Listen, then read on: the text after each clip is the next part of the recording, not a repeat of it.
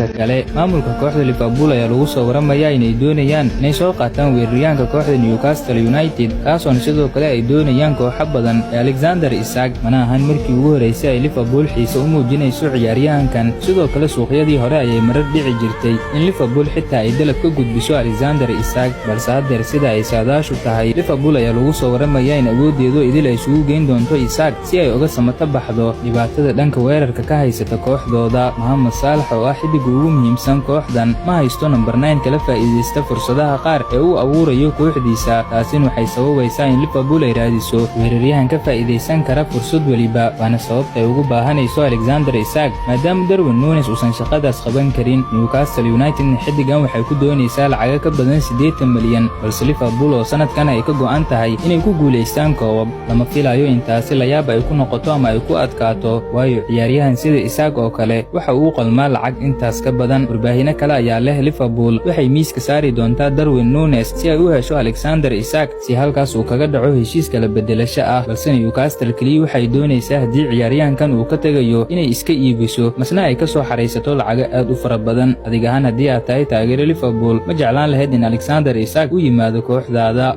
saaxiibayaal ugu dambeyn waxaan idin leeyahay haween wanaagsan ana ma ogaanina inaad muuqaalka like saartaan sidoo kale u share gareysaan saaxiibada kale page-kan aad follow soo dhahdaan.